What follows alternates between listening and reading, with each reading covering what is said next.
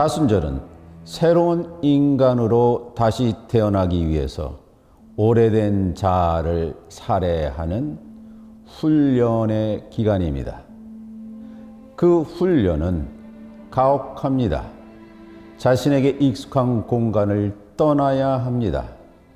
왜냐하면 그 장소에 있는 자아는 자신이 진부하다는 사실을 깨닫지 못하고 그 안에서 중독되어 살기 때문입니다.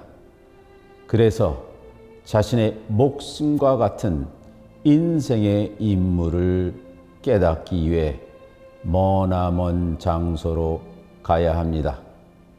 그 장소에서 비로소 자신을 직시할 수 있고 새로운 자아가 무엇인지 깨달을 수가 있습니다. 그런 깨달음의 기간이 바로 사순절입니다. 예수님께서는 누가복음 15장 11절부터 아주 중요한 비유로 사순절 기간 동안 우리가 해야 될 일을 말씀하시고 계십니다. 그는 우리들에게 비유로 말씀하셨습니다. 비유로 말해야 우리가 깨닫기 때문입니다. 그 옛날에 한 사람에게 두 아들이 있었습니다. 한 아들이 감히 아버지에게 자신의 몫을 미리 달라고 요구합니다. 그리스어로는 그 재산에서 자신에게 할당될 몫을 메로스투 우시우라고 합니다. 뒤에 등장하는 우시우는 재산이면서 그 사람의 본성이자 본질입니다. 그 가운데 자신이 해야 될 일, 고유한 임무를 메로스라고 했습니다. 메로스는 인생이란 무대에서 자신의 배역과 같은 것입니다. 그 메로스를 모른다면 자신의 목숨을 잃는 것과 마찬가지입니다. 이 메로스는 아주 오래된 유대인 전통입니다. 구약 성경에 등장하는 소위 나봇의 포도원 사건에 등장하는 중요한 종교적인 개념입니다. 열왕기상 21장에 나봇이라는 한 농부가 있었습니다. 그 당시 이스라엘 왕인 아방이 이 나봇의 포도원을 강탈하려고 합니다. 그때 나봇은 아방한테 이 땅은 나의 몫입니다. 하나님께서 그에게만 준 땅입니다. 그러니 그 땅을 나는 포기할 수 없습니다. 라고 강변합니다. 여기서 몫에 해당하는 히브리 단어가 있는데 그것이 나할라입니다. 나할라는 표면적으로는 자신에게 주어진 땅이지만 사실 인생이라는 항해에서 자신이 꼭 쥐어야 할 나침판과 같은 자신의 고유한 개성을 의미합니다. 작은 아들은 아버지에게 감히 요구합니다. 자신의 몫을 주십시오. 그래야 제가 그 몫이 얼마나 소중한지를 알겠습니다. 아버지는 두말하지 않고 작은 아들한테 그 재산의 반에 해당하는 몫을 줍니다. 왜냐하면 그 몫이 얼마나 소중한 줄 알아야지 몫을 자신의 삶에서 충분히 발휘할 수 있기 때문입니다. 작은 아들은 그 재산의 몫을 가지고 어디로 갑니까?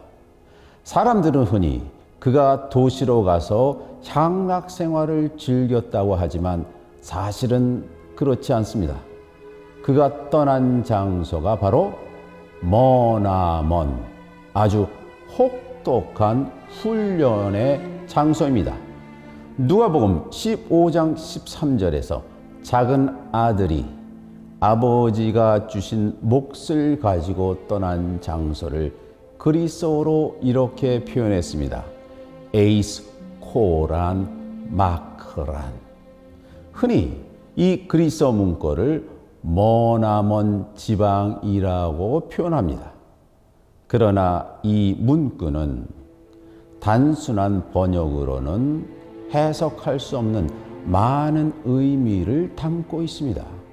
여기 등장하는 코란이라는 단어는 무지막지한 장소입니다. 고대 그리스 철학자 플라톤은 우주가 탄생하기 위해서 반드시 거쳐야 하는 시간이자 공간을 코라라고 말을 했습니다. 코라는 도시 안에서 사막과 도시의 사이에 있는 경계를 의미합니다. 코라는 사순절 기간과 연결해 설명하자면 예수님의 골고다 언덕이 있는 장소가 바로 코라였습니다. 코라는 인간이 새로 태어나기 위해서 반드시 거쳐야 되는 장소입니다. 그것은 좁고 어둡고 축축하지만 새로운 생명으로 태어나기 위해서 반드시 충분히 있어야 하는 공간이자 시간입니다. 그래서 플라톤은 이 코라를 어머님의 자궁과 같은 공간이라고 해석했습니다. 이 코라는 어디 있습니까? 코라에 붙은 형용사 마크란이란 단어가 아주 머나먼이란 뜻입니다. 보통 인간이 갈 수 없는 상상 이상으로 멀리 떨어진 공간이란 뜻입니다. 인간이 그곳에 가야지만 자신이 새로 태어날 수가 있습니다. 작은 아들은 이 멀리 떨어진 공간에 자신 스스로를 진입시켰던 것입니다. 그곳에 가서 그는 자신의 삶이 무엇인지 찾기 시작했습니다. 오히려 그가 그의 모든 재산을 방탕하게 탕진했다고 기록했지만 자신이 누구인지 찾는 긍정적인 시간이었습니다. 누가복음 15장 13절에 맨 나중에 등장하는 그리스 단어가 있습니다. 아소토스란 단어인데 아소토스는 방탕하게 이런 뜻입니다. 아소토스는 자신의 삶에 있어서의 가장 중요한 의미를 찾기 위해 스스로 모든 것을 던져버리다 이런 뜻입니다. 작은 아들은 머나먼 땅에서 인생의 의미를 찾기 시작합니다. 자신이 아버지 집에 있을 때 그 당연히 여긴 일상의 공간이 천국이란 사실을 알게 됩니다. 그리고 스스로 다짐합니다.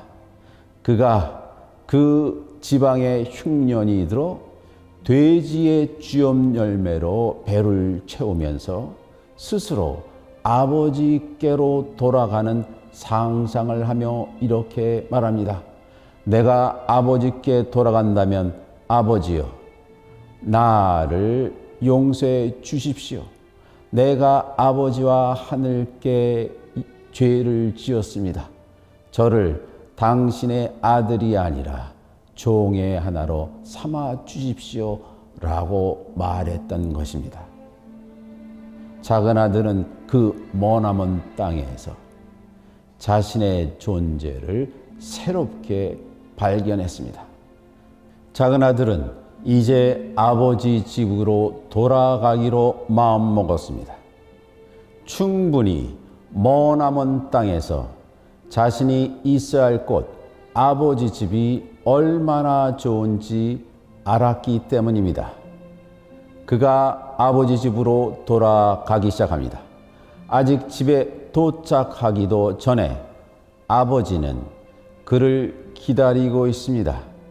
그가 저기서 다가오는 것을 목격한 아버지는 그에게 달려가 그를 꽉 껴안고 입맞춥니다. 그러자 작은 아들이 아버지께 고백합니다. 누가복음 15장 21절에 등장하는 구절입니다. 파텔 해 마르톤 에이스톤 우라논 카이 에노피온스.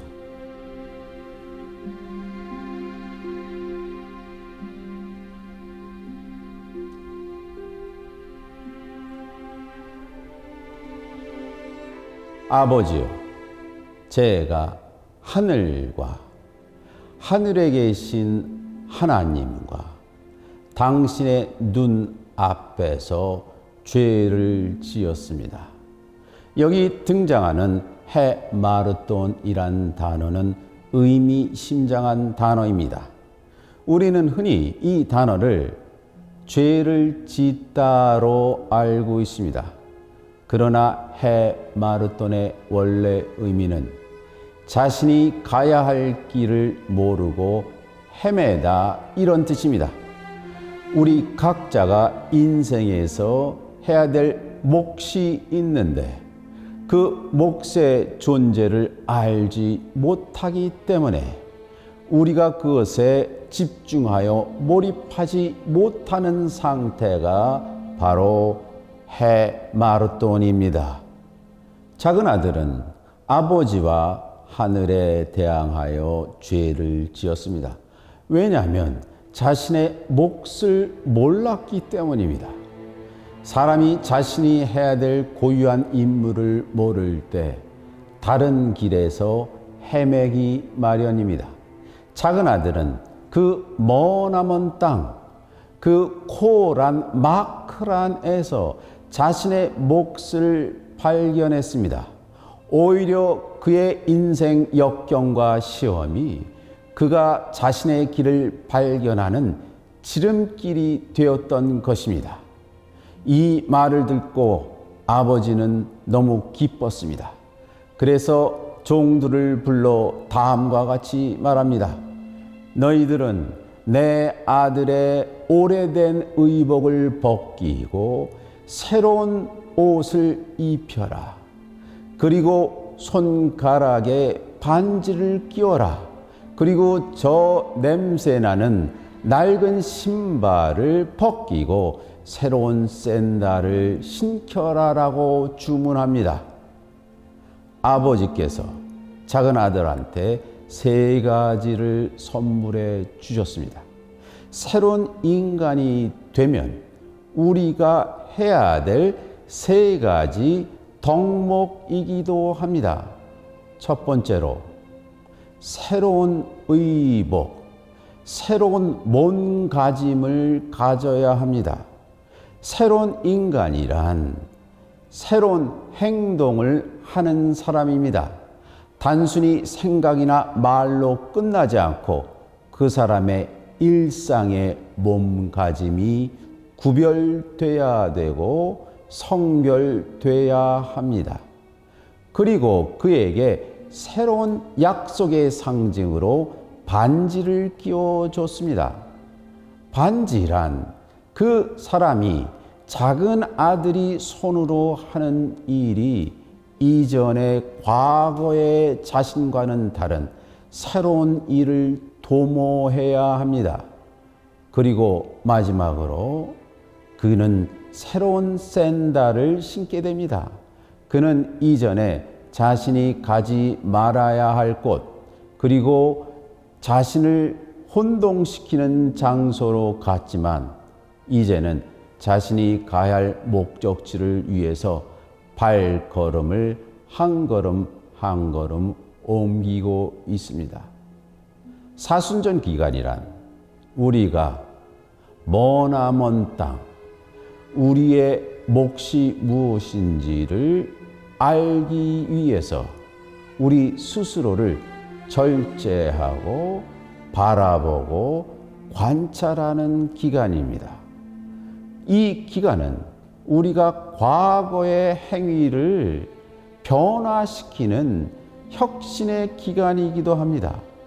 그 혁신이란 나의 몸가짐, 손가짐, 그리고 발가짐이 달라야 하는 기간입니다. 사순절은 우리가 돼야 될 인간으로 다시 태어나기 위해서 우리의 모든 것을, 특별히 우리의 행동을 변화시키는 혁신의 시간인 것입니다.